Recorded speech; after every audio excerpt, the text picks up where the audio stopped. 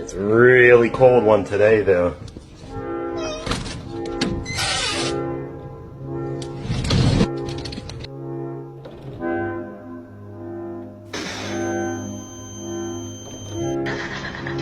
Bagel, no! Bagel!